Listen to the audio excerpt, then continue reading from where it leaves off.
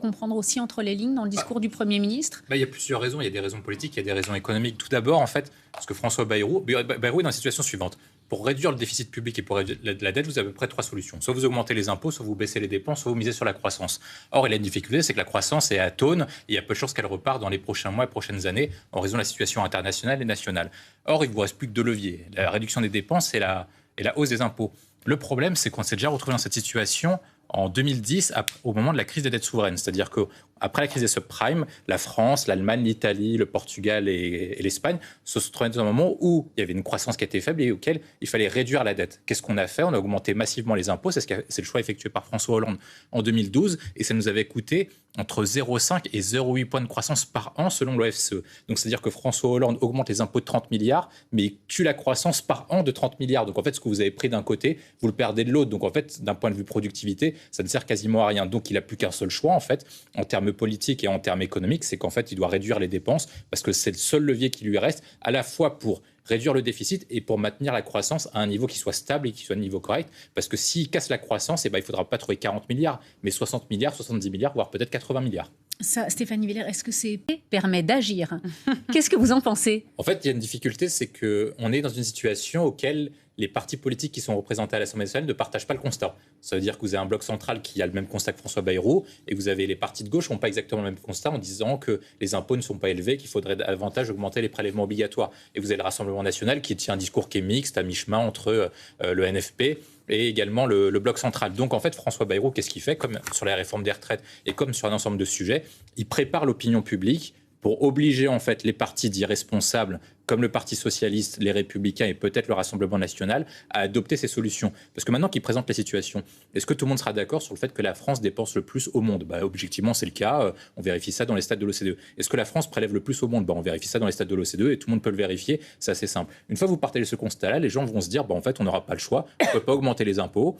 On peut pas miser sur la croissance parce que personne n'y croit en raison de la situation internationale. Donc il ne restera plus qu'une seule solution, c'est la baisse des dépenses. Et une fois qu'il a acté ça, il pourra convaincre et le Parti socialiste et le Rassemblement national en fait de les mettre face à leurs responsabilités en disant la chose suivante: soit vous adoptez mon budget, ou soit vous faites des propositions dans ce sens-là, soit Macron dissout et on retourne tous dans les élections avec des contraintes qui sont très importantes. Le RN, s'il retourne devant les urnes, Marine Le Pen ne peut pas être candidate et présidente du groupe à l'Assemblée nationale. Suite à sa condamnation. Suite à sa condamnation et à l'exécution provisoire. Le Parti socialiste, est-ce qu'ils veulent véritablement aller à la prochaine élection, à l'aube des municipales et sans forcément une alliance avec la France insoumise? C'est pas certain non plus. Donc je pense que Bayrou prépare l'opinion et surtout, il oblige les partis comme le PS et le RN à prendre leurs responsabilités face à cette situation. Camille Girard, vous parlez par rapport à nos voisins. Il y a deux sujets dessus. Il y a un premier sujet, c'est la question de la productivité, avec un chiffre qui est marquant. En 2008, les États-Unis, l'Allemagne et la France avaient exactement le même PIB par tête, à peu près 45 000 $.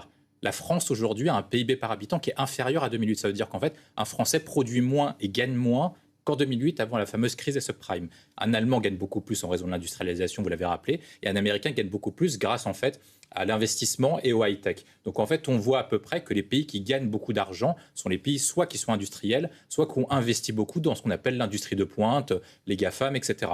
Donc, nous, notre enjeu, parce qu'en fait, les services, ça rapporte de l'argent, mais ça ne rapporte pas beaucoup de productivité, pour augmenter le niveau de vie des habitants, pour qu'on soit plus productif, pour qu'on paye moins d'impôts et qu'on ait davantage de services publics, il faut qu'on augmente le PIB, le produit intérieur brut par tête. Les États-Unis, en faisant cette stratégie-là, ont quasiment doublé la production et le gain par habitant en moins de 20 ans. Et c'est à peu près cette stratégie qui avait été proposée par Emmanuel Macron qui n'a pas marché, avec deux piliers. Vous avez un pilier qui est l'éducation de l'industrie. Et comment l'Allemagne a fait avec deux piliers simples, c'est qu'en fait, ils ont sacrifié le social en créant des mini-jobs, etc. et en augmentant durablement le temps de travail avec les fameuses lois Hartz.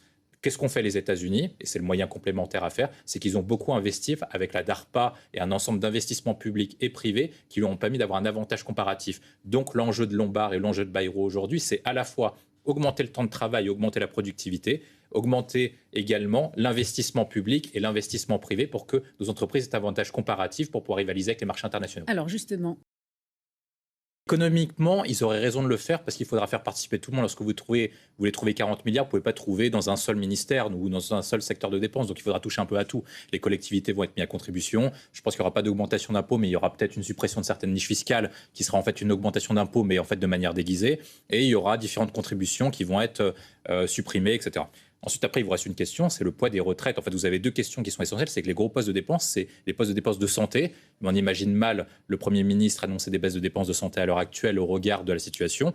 Donc, il ne vous reste plus que les dépenses de retraite et éventuellement peut-être les aides sociales. Donc, quand vous arrivez sur les retraites, moi, je pense que le compromis qui sera adopté, c'est qu'ils vont supprimer le fameux abattement portant sur les frais professionnels parce que d'un point de vue politique et d'un point de vue justice, c'est plus simple à faire accepter à l'ensemble de l'opinion publique et c'est pas trop grave non plus pour l'ensemble des retraités parce que ceux qui gagnent pas beaucoup d'argent, de toute façon, ne payaient pas beaucoup d'impôts, donc l'abattement n'aura pas un grand impact pour eux. Et ceux qui vont être mis à contribution, ça va être les retraités qui touchent le plus d'argent et donc qui touchent le plus de retraite. Oui. Par contre, il y a une difficulté que moi j'ajoute, auquel c'est possible qu'ils reculent en arrière, c'est que les retraités ils votent principalement pour le bloc central, donc et la Macronie et les Républicains, donc on n'est pas sûr non plus que Laurent Wauquiez et Bruno Retailleau acceptent de voir leur magot électoral partir éventuellement vers le Rassemblement national si par cas ils adoptent une mauvaise mesure. C'est ça, c'est la question.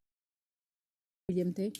Moi, je pense que la question de l'indexation est trop risquée parce que vous mettez à dos le Rassemblement national. C'est des fameuses lignes rouges qu'ils avaient lorsqu'ils avaient censuré Michel Barnier. C'est ça. Ensuite, après, vous mettez à dos Laurent Wauquiez qui avait notamment cassé le bras à Michel Barnier en faisant une annonce à TF1 en obtenant une revalorisation sur l'index. Donc, je ne pense pas que... Économiquement, ça justifie parce que ça vous rapporte beaucoup d'argent. Je crois que si on fait une pause sur l'ensemble des prestations converses, donc fonctionnaires, agents liés, aide sociale et tout le monde, on économise à peu près 40 milliards d'euros. Donc effectivement, techniquement, c'est mesure à faire.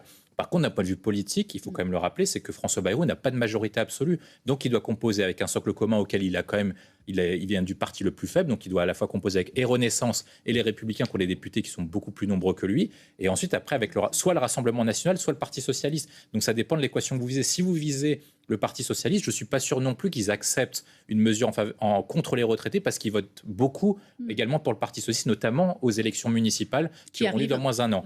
Donc il vous reste le Rassemblement national à convaincre, mais Marine Le Pen avait mis une ligne rouge contre Barnier, donc ça m'étonnerait qu'on fasse ça. Je pense que le bon compromis, c'est l'abattement, parce que ça veut dire en gros, on fait contribuer les retraités les plus aisés, les retraités qui ont des petites retraites sont épargnés de ce dispositif et ne seront pas victimes de cette sanction. Alors, je voudrais qu'on parle maintenant des entreprises, puisque... Ou, je ne sais pas, l'optimisation, la meilleure organisation. Ça veut dire réduction. Ça veut dire surtout, en fait, quand vous avez des outils internationaux qui montrent que la dépense publique en France n'est pas ultra efficiente. Avec plusieurs exemples. Ça veut dire que la France dépense autant que l'Allemagne sur les dépenses de santé. Pour autant, on l'a vu pendant la crise Covid, l'Allemagne avait plus d'hôpitaux que nous, avait plus de lits, et surtout, le personnel soignant était mieux rémunéré, les médecins étaient mieux rémunérés, les infirmières étaient mieux rémunérées, etc. De la même manière, vous avez un autre indicateur qui est intéressant, c'est que la France dépense autant que l'Allemagne sur les dépenses d'éducation. Quasiment le même montant par habitant. Pour autant, l'Allemagne est devant nous sur l'ensemble des classements PISA depuis une vingtaine d'années. Donc lorsqu'il parle d'efficacité de dépenses publiques, c'est qu'il dit en fait que la France met beaucoup d'argent avec des résultats qui sont moyens, si ce n'est amélioratifs. Donc, excusez ma naïveté, mais effectivement, si on voit qu'on dépense...